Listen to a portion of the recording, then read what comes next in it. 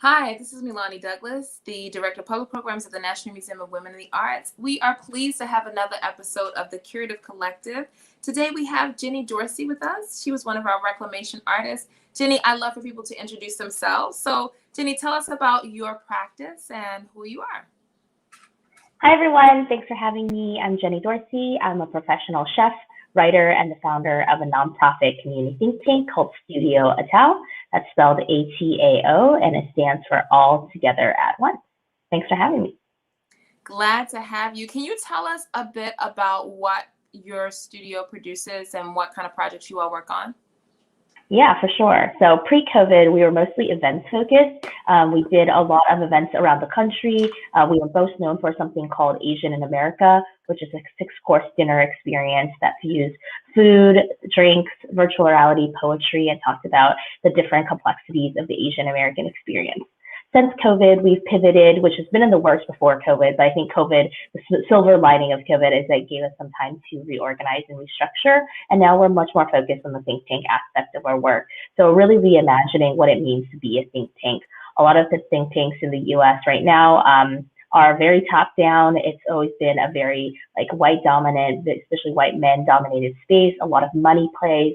And we really want to give power back to the people, and how do we have the real people on the ground who are affected by change be reimagining public policy and organizational change instead of looking at problems and thinking, let's ask the people who are already in power, who are benefiting from the structural inequities that we experience today, and ask them what they think would be the best in solving these big issues. Why don't we ask the people on the ground and try to implement the solutions that they recommend? And how can our think tank be positioned so that we can better amplify their messages and support their work? So are you able to do this through community partnerships? How is it structured? Yeah, so the framework that we've been working on for the last year, we've been working with food media specifically. And food media, if you're not in the food media world, much like any other media organizations or parts of media right now, has historically always been extremely white, very male, very, I think, dominated by a certain small segment of voices. And we've been really trying to figure out, what does it mean to have an equitable future in food media? What does it mean to have equitable representation? And that has really started with, how do we actually organize together the people who have collectively less power in food and media and ask them what they want to see in terms of change. How do we think of the problems that are facing food media today and try to workshop solutions with the people who are, freelancers, who are freelance producers, the people who don't really usually have power in these equations. They're not the editor-in-chiefs of the world. They're not the assigning editors of the world. These are people that usually just they don't have an option except to take what's given to them, which is unfortunate because what's given to them is not fair. So really hearing from them, like what has been happening in your world? Like, what does inequitable representation look like? How has it played out in your career? Or how has tokenization affected your career? And listen to them and hear what they think needs to happen. So we've been putting together different toolkits since the beginning of last year, different toolkits for food media to follow that are based off the suggestions of people that are just regular people working in food media. These are the people that always get the most affected when food media decides to implement new policies.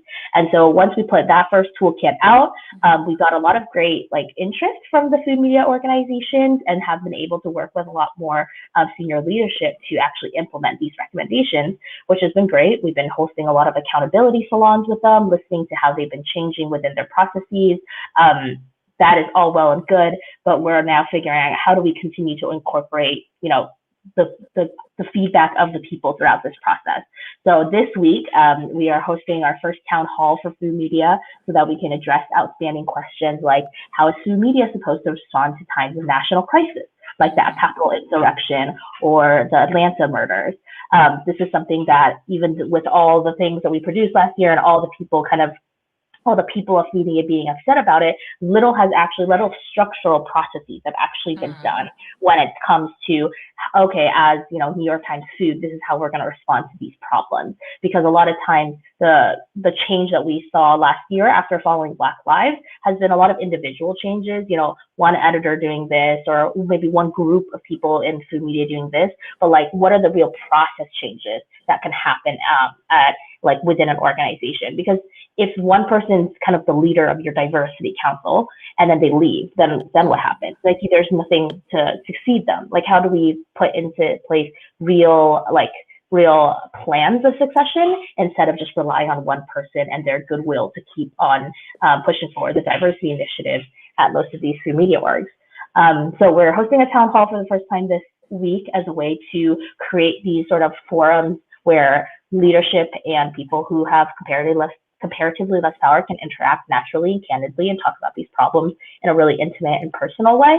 And we've also been creating our second toolkit, which is really about like nitty-gritty details of implementation. I think one of the things that we learned last year was that, yes, we can have these kind of lofty goals, right? One of the recommendations that people always said in our discussions is we need more BIPOC in positions of leadership, in positions of editors, in positions of producers, right? And that's a great, easy goal to put down on paper. But if you're an organization, how do you actually implement that? That starts with, you need to define for your organization what diversity means. You need to completely change your recruiting strategy. How do you change your recruiting strategy? Like when you have no open positions, you just remove some of your leadership. Like there's a lot of outstanding questions.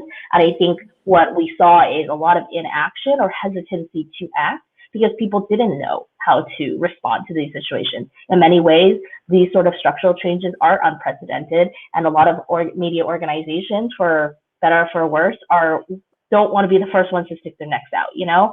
And so we were hoping that with the second toolkit, we can really provide so much granular detail that nobody can say that, hey, look, we didn't know how to start, so we didn't do anything. It's like we literally have a roadmap for you to get started that other organizations are doing and implementing right now. So you should get on board and do that too. I think there is a little bit of a waiting game where, you know, media, like I think not just media organizations, but companies in general, they kind of wait for someone who's kind of close to them in their field to do the same thing. And they're like, oh, okay, yeah, we want to do that too. So how do we be the people that like push that forward little by little? So that's been part of it.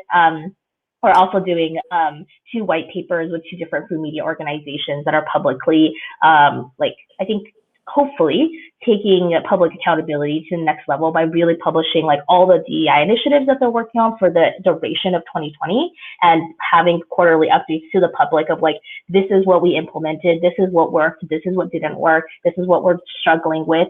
A lot of these places, for example, are doing content audits. I mean, how do you audit a place that hasn't been in existence for 15 years online and has 6,000 recipes, right? Or 20,000 pieces of content. Like, how do you, like, that is one of the suggestions can be audit your content, but I have no idea how to get started, I think is a lot of what media companies are struggling with. So how do we provide this like clear and cohesive framework for people to do that is based on what 2 other organizations are already doing, so they can say like, oh, like, it seems like we're closer to this organization in terms of structure, maybe we should start that way. So yeah, I think at this point it is a little bit of hand-holding, but it's like, how do you just consistently keep, it's not glamorous work, but how do you keep on the industry so that you're constantly giving them enough detail that they can't say like, oh, this is too ambiguous and I don't want to do it. We have a lot of members of our Curative Collective that work at a community level with food activism. How can they become a part of the think tank or have access to what's coming from the think tank? Because what we're noticing is that there's like a huge gap between what's happening on a community level, between people who are in the position to like facilitate conversations around change, and then between people who hold positions of power. So what are some ways that they could, is what you do local, or how do you work on the side of getting more people on a community grassroots level involved? Yeah, I mean, that's something we're always working on. It's like, how do we expand beyond just the people we know? Because I'm familiar with food media, it was like relatively simple to get like a first cohort of people who are willing to talk candidly about it. But like that's something that we would always like to continue doing. I mean, we do some of that through community partnerships. We're all virtual now, so it doesn't really matter where people are located if they can, hop on Zoom.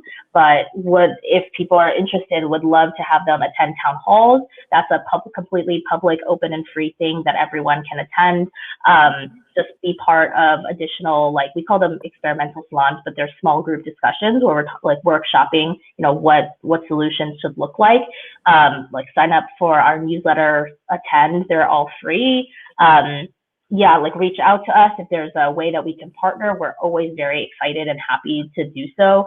Very, very, very open to just please just attend our events and be there and show up and say something and tell us what you're thinking.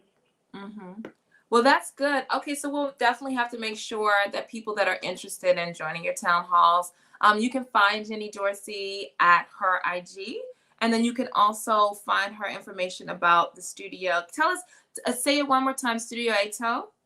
Studio Atau, yeah. Atau, thank you so much. So please look them up and find out about some of their town hall meetings. Jenny, thank you so much. It has been wonderful to have you a part of Reclamation, and we will be following your work in the future. Thank you. Thank you. Good to see you. Good to see you as well. Oh, and hope you all join us next week for our other Curative Collective conversation. Thank you. Bye.